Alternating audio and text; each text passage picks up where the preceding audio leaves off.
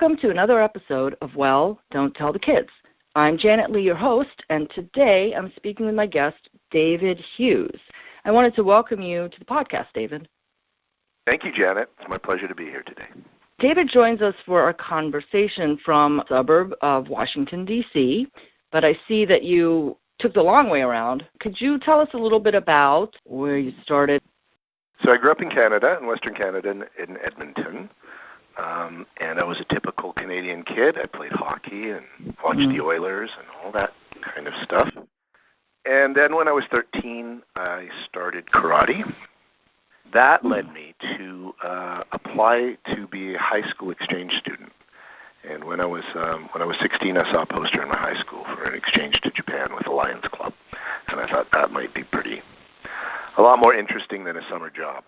So I put an application when I was 17 years old. I got in a plane and I went to spend a couple of months living with a Japanese family, and that sort of changed the course of my life somewhat. I was in high school. Turns out that the high school that was closest to my home also had a performing arts program. I was a drama major in high school, and many of my friends went on to the Canadian National Theatre School, and two of them started their own theatre companies. But I was not nearly as talented as they were. So after I went to Japan, I thought, well, this is something I'm really interested in, and so I started university at the University of Alberta in Canada, and I was a Japanese history and language major. That took me to Japan for about a year and a half of my undergraduate and 3 years of graduate school. I studied in Japan, and eventually in about 1992, I finished with a master's degree in management science, basically an MBA from the University of Tsukuba. Then I went to work for Sony in Japan. The MBA level, University of Tsukuba, that's in Japan, right? That is in Japan, yes. It's about an hour north of Tokyo. And did you find anything markedly different, I mean, looking back with hindsight, about the way maybe their educational philosophy versus the U.S.? Yes, it was quite different. So, first of all, the practice of education is quite different. When I was an undergraduate, I spent my junior year abroad at Keio University in Tokyo, and then graduate schools in Tsukuba. The first thing is that it's much harder to get into a Japanese university than it is to graduate. The entrance exam is probably the hardest exam that most Japanese students will take. And once they're in there, the university wants them to graduate. That's the feeling I got.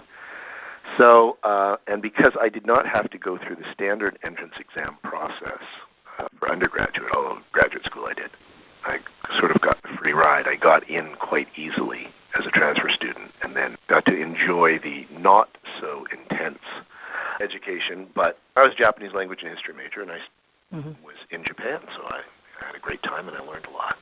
The graduate school was much more like graduate school in the United States or Europe or Canada. That's where the real studying gets done.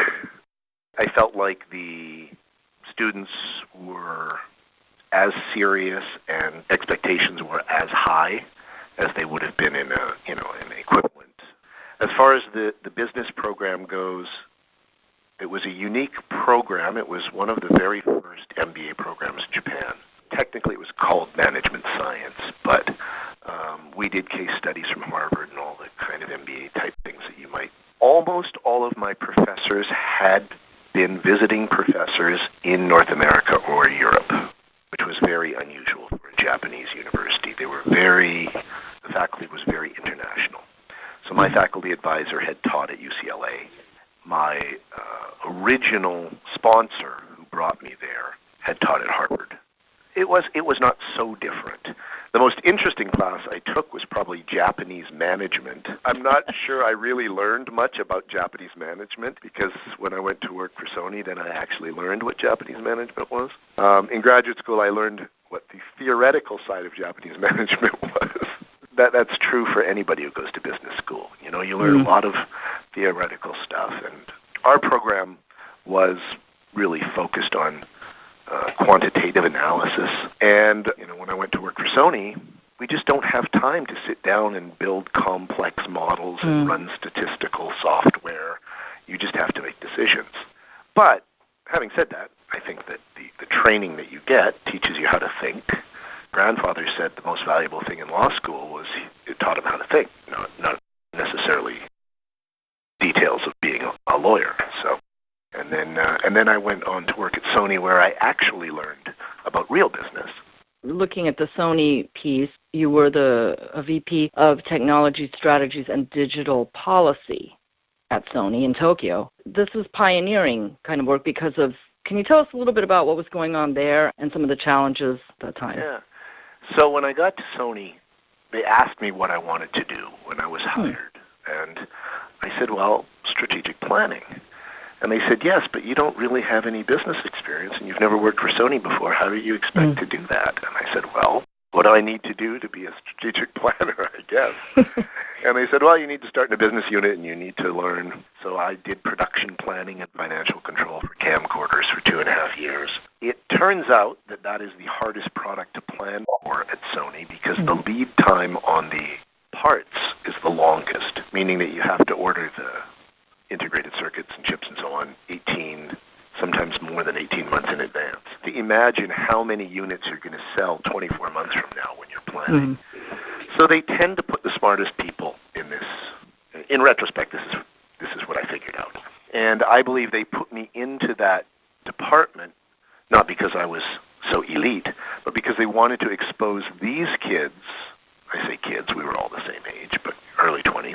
They wanted to expose these young employees to somebody who wasn't Japanese to give them more international exposure. And then finally, I went with my boss when he became president of Sony IT company to launch the Sony Vaio line of PCs. I was on the launch team for about 1 year when we launched Sony Vaio.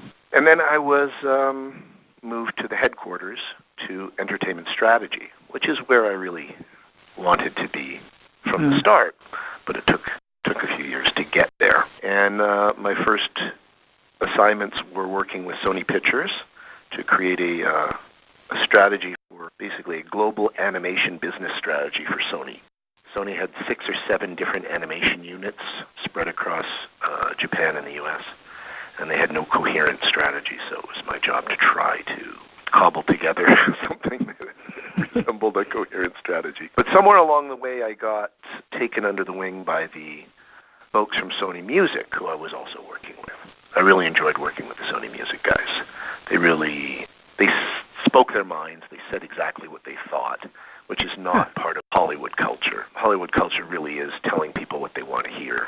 And it has to do with the fact that making movies is very collaborative, and if you make a lot of enemies, you can't find a job in Hollywood. And music industry is far less collaborative in that respect. You know, if Sting and Bono don't get along, it's not going to materially affect their careers. But, if Tom Cruise makes an enemy out of the top handful of directors in Hollywood, then suddenly he can't make any movies. So I worked more and more closely with them for a while until finally I started traveling to New York to meet with them regularly to create a strategy for the digital distribution of Sony Music for their catalog on the Internet. Eventually, they hired me to start the department to sell music online back in 1998, and at that point, I moved from Tokyo to New York. Digital distribution department. Wow, you were really on the ground floor of that. Yeah, it was pretty early in that really it was June 1998 when we started that department officially. I had been going back and forth from Japan for about a year sort of planning it. But when we launched it, and we partnered up with TowerRecords.com and all these kind of people. And Tower Records. Records, yeah, before they were Tower Records. Wow. When they were still a powerful distributor of music. And we just got up and running. We had done some trials. We were making some music available for sale, very limited catalog.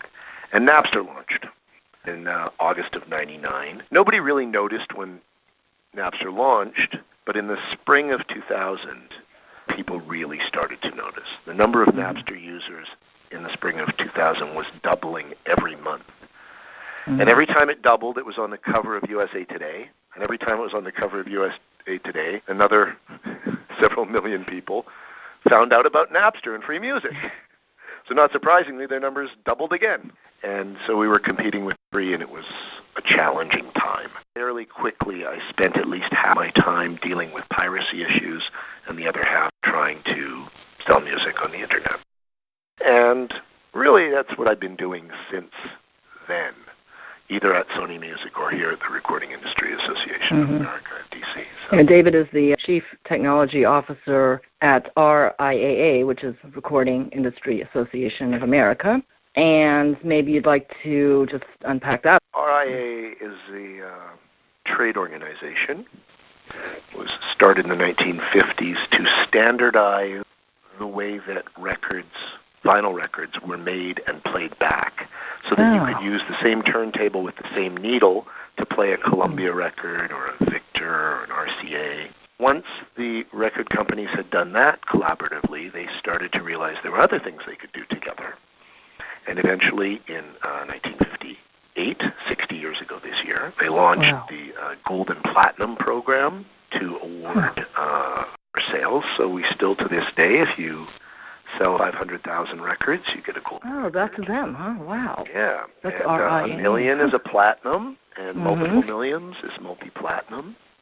Now, the program has changed and evolved because now we have, of course, streaming and all kinds of other complicated things, but it's still based on the same premise, which is the equivalent, the rough market equivalent of 500,000, a million, or multi-millions, then you get your gold, platinum, or multi-platinum awards. And so we're celebrating that 60 years this year. In fact, the top album, Michael Jackson Thriller, is certified for sale in the United States, 33 million copies of that album. And then the Eagles, their greatest hits, 1971 to 75, because they do have another greatest hits album, sold 29 million is the second. And Billy Joel, Greatest Hits Volume 1 and 2, happens to be the third, coming in at 23 million, which... Billy Joel, huh? Oh, yeah. I wouldn't have guessed that one. But. And then number 4 is Led Zeppelin 4. These are all the way up through 2018. There's no close competitor from anybody up here. I mean... Really, nobody has sold in these kind of numbers. You have to go back, you have to go down to Adele. 15 million copies. It has the thing or the accounting of these. Yeah. So does it have to be of normalized because of that? There is I don't want to say a complex algorithm, but there's an algorithm that they use, a formula they use to calculate, because what they want to do is they want to see how many CDs were sold, of course, which represents less than 20% of our sales in the U.S. At the end of 2017, it was about 17% of our sales were physical, about 13% CD, and 3 or 4% of vinyl. And the rest of it's digital. So that includes the digital downloads of albums, for example, purchased off iTunes, as well as all of the streams. And so then you have to come up with the idea that streaming a song a certain number of times, perhaps 100, 150, 200 times, is the equivalent of somebody purchasing that song once, and then the equivalent of purchasing a download of one song. If you sell 10 songs, that's the equivalent of selling an album. And there's a lot of equivalencies that have to be rolled in, because we can't afford to ignore a whole portion of the marketplace. It is being counted, just like you said, in the complex algorithm. And yet still the classics are still very much at the top, and it'll be very hard to catch up to those. So we have a separate category for digital singles, and that's where you'll see all the new artists. So that's Rihanna and Taylor Swift, Katy Perry, and Justin Bieber, and so on. How would you characterize this long and winding road? Okay. I teach students in music business course. I teach as a guest lecturer every semester. I teach a few classes. Many of the students want to know, how do you get into the music industry? How do you get a job with a record company? And how do you become an executive in the music industry, and so on and so forth? And I can't give myself as a really great example of how to do it. But what I can say is, and this is the advice I've tried to give to my kids as well, is when I was in theater school in high school, we watched a series of interviews with Joseph Campbell. He was a professor at Sarah Lawrence College, and he was an expert on world mythology. The interviewer asked him a number of questions, and they said, well, you're an expert on world mythology and world religion, and read Sanskrit and ancient Greek and all these things. And they sort of said, well, what's the secret to life? And he said, I have no idea. Later in the interview, they asked him, well, what's the secret to being happy? And he said, that I can tell you. He said, follow your bliss.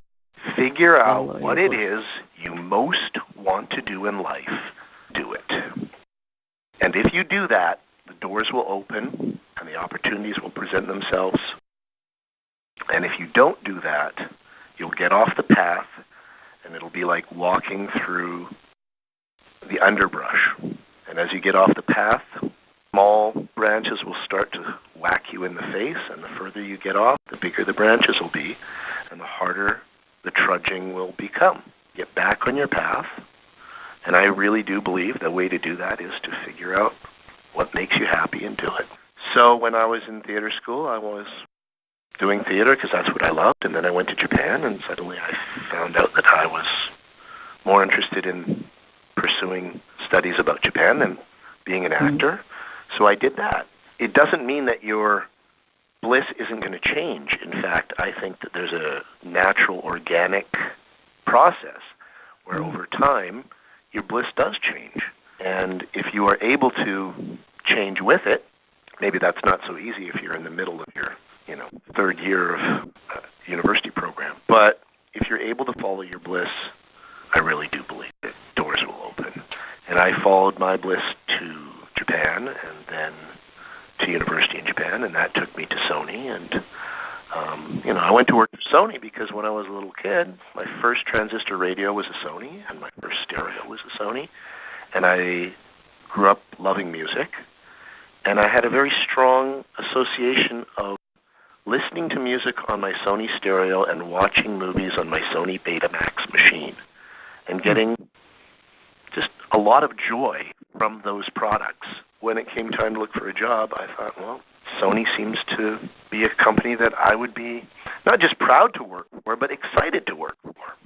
That underscores some of the energy. Maybe there's a difference between fatigue and underlying energy. My experience at Sony in Japan was they had purchased Sony Music prior to my coming there. And then just prior to my starting at Sony Corporation in Tokyo, they had purchased Sony Pictures and purchased Columbia Pictures. So my two of my loves were music and movies, together, and I thought that makes perfect sense. That's the place to go. I love their products. I love music. I love movies, and I'm going to go there and see where this takes me. Speaking of fatigue, however, working for a Japanese company as a young employee was not the easiest thing. It was not uncommon for us to work 60 and 70 or more hours a week. I learned quite quickly to go home early on Mondays and Tuesdays, and early is a relative term. We had flex time, which was a new thing in Japan, which was instead of everybody in the whole city of Tokyo starting work at the same time, they encouraged companies to give their employees flexibility. So at Sony, we could show up any time between 7:30 and 9:30, which meant, for me, I would show up every day at 9:29. Because there was a lot of work to do, and because of the way the Japanese worked, it was not uncommon for us to work 12 or 14 or more hours a day. So going back to the Monday thing, what I realized was on Monday, you have to go home at 8:30 or 9 or something, because if you work until 10:30 or 11 or 11:30 on Monday and Tuesday, by the time you get to Thursday and Friday, you have no productivity. And then Friday nights, especially during budget season, so once a month and then twice a year, whatever, when we had store budgets, Friday I had to leave by 12:10 if I wanted to catch the last train and not have to spend $50 to take a cab home. So it was hard work. I was young and it was exciting, and I was having fun. And talking about the changing, when I went to work in the headquarters, I assumed that what I wanted to do was end up going to work for Sony Pictures. I loved movies a lot, at least as much as music, if not more. And I just always thought, well, that's where I'm supposed to be. But after I started working with the Sony Pictures guys and the Sony Music guys, I realized I enjoyed working with the music guys a lot better. They were. I enjoyed that a lot more. They were driven by their love of music, and they spoke their minds. So in Hollywood, one of my cousin was a sound man and a boom operator for many years, and worked on lots of films, Academy Award-winning films. But every 16 weeks, he had to find a new job. He worked, they call below the line. His name comes at the end of the movie. You work below the line. So if you work below the line, that means every 16 weeks, the end of a shoot, you have to find your next job. If you're not really good at your job, you're not going to last. But just being good at your job doesn't guarantee your next job. Being good at your job and being well-liked, that is what it takes. So that breeds a culture of people being very careful not to offend anybody in Hollywood. In your role as CTO at the association, what do you see as emerging technologies that could cause another leapfrog or another major shift in your industry? Do you see anything coming up over the horizon? Yeah, it's an interesting question. And I was working in Sony Tokyo in entertainment strategy. We gave a presentation to, I was in the CEO's office, so we're giving a presentation to the CEO about the electronic distribution of music is what we time. And we had a slide where somebody was listening to a digital radio in Central Park. We said they're going to be listening to this digital radio. A song comes on the radio that they like. They're going to push a button. They're going to be able to download that song onto their radio and then play it back anytime they want. That was 1997 when we gave that presentation. Then I watched for about 10 to 12 years, the marketplace caught up to our presentation. So then finally we got to the point where we had that. And I remember even in 2012 or something, there was an article in Wired magazine that was written by Sir Tim Berners-Lee, who I later had a chance to meet. And he wrote that the music industry needs a new business model. I had heard this a lot when I was on panels and speaking and so on. And I said, "You're kidding me, right? You're on the back of a motorcycle between Santa Barbara and Los Angeles with a smartphone, and you want to hear a song, you can go on, type in the name of the song. It will start playing immediately. If you want to, you can download it to your phone. If you're too cheap to pay for it, you can go to YouTube and hear it for free. What possible business model are we missing?" The reality is that now we've got to the point where what was referred to some 20 years ago as the jukebox in the sky. Jukebox in the sky? Yeah, the jukebox in the sky. So, and that was the idea behind what we now have as service. It was a jukebox in the sky. We have that now with services like Spotify, where you have millions, in some cases tens of millions of songs available on demand anytime you want, anywhere you want. And podcasts. And podcasts. Now we've caught up to that. And so that makes the question a little harder to answer. So what's next? Well, if you can get any song you want anytime, anywhere, what is next?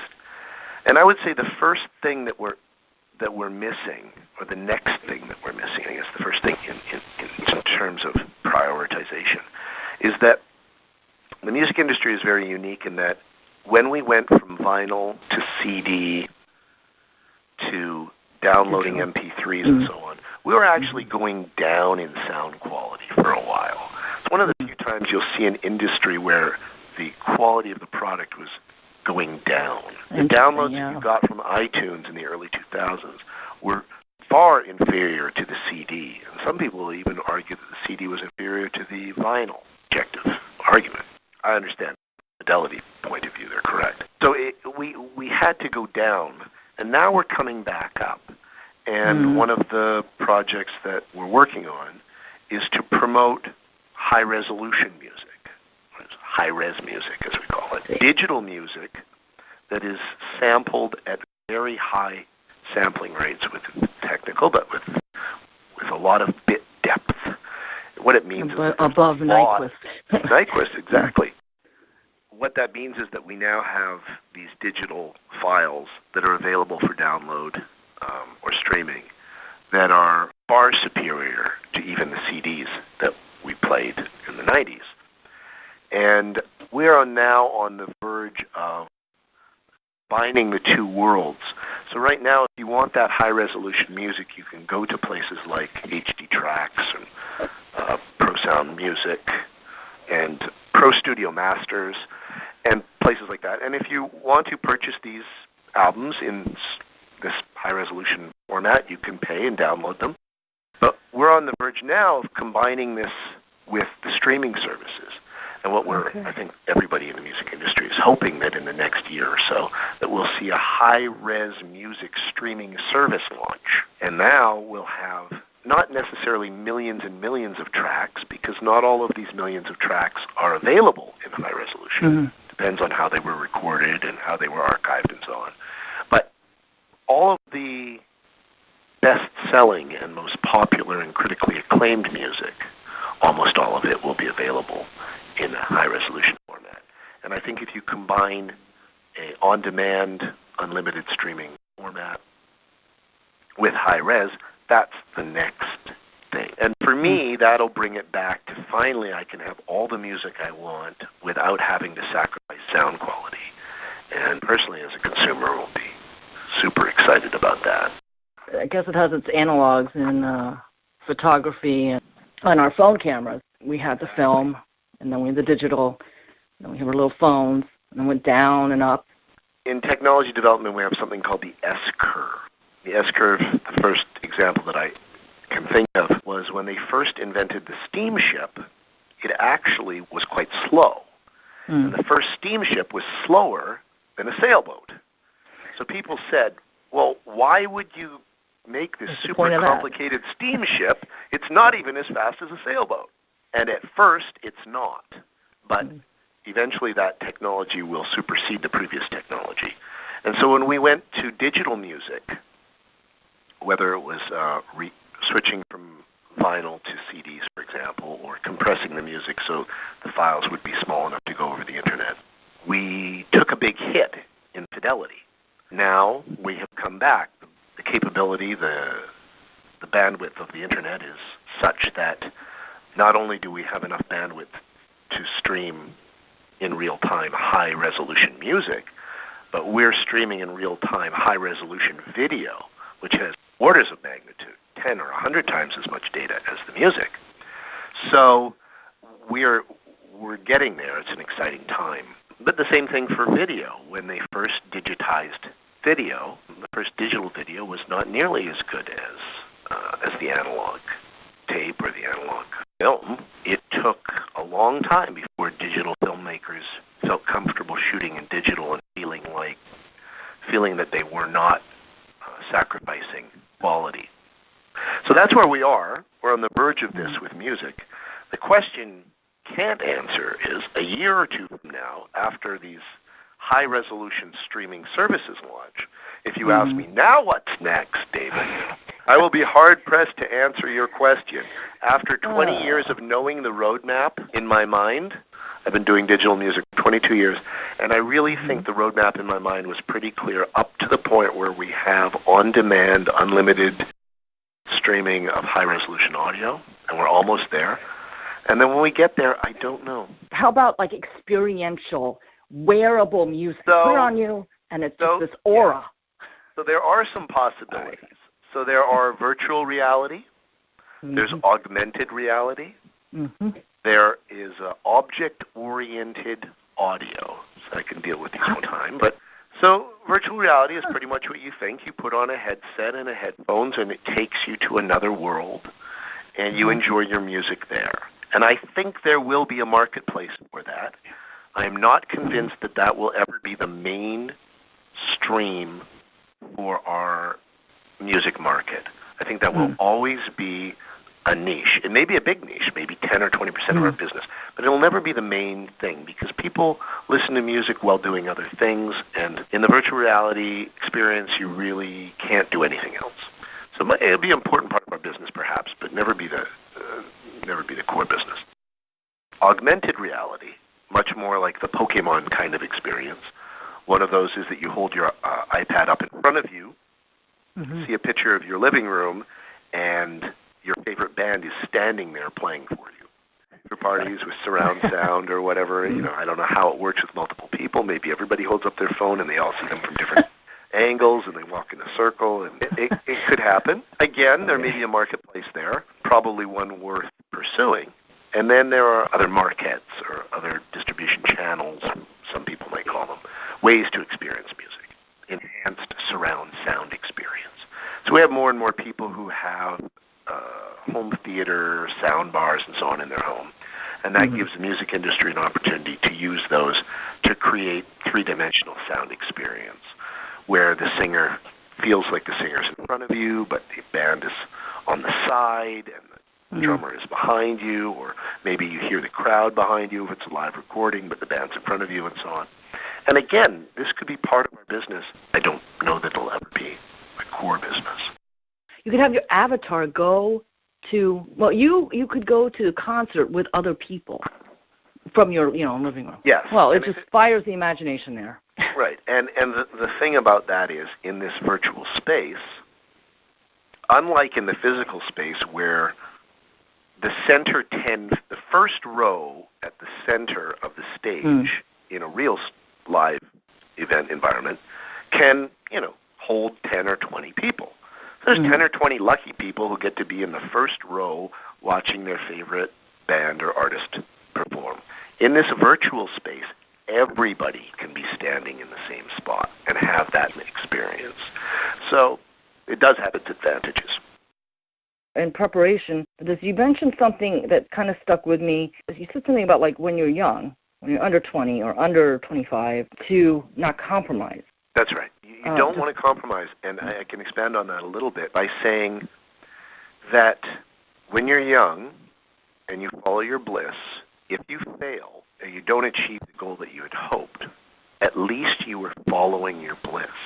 And if you did it properly, the journey itself should have been enjoyable. So, for example, when I was studying Japanese, I worked in a Japanese restaurant on the weekends. And I enjoyed it immensely because I was speaking Japanese with the chefs, and the head chef didn't speak English, and my Japanese was getting better every day, and people came in who had been to Japan or were going to Japan or wanted to know about Japan, and that was my passion at that point, and I was right in the right place. And if things hadn't worked out, at least I would have had that opportunity. But if you do something that you don't enjoy, that's not your bliss, even if you succeed, how happy are you going to be? Being successful at doing something you don't enjoy, or even worse, being successful at something you hate doing, oh my God, that's got to be the worst curse you could wish upon anybody. So when you're young especially, don't compromise. Just follow your bliss and remember that your bliss can change. We'll call that a wrap for this episode. I wanted to thank you for your insights and conversation, David. Thank you very much, Janet. And thank you all for listening. Once again, my guest has been David Hughes, and I'm Janet Lee. So please stay tuned for more episodes of Well, Don't Tell the Kids.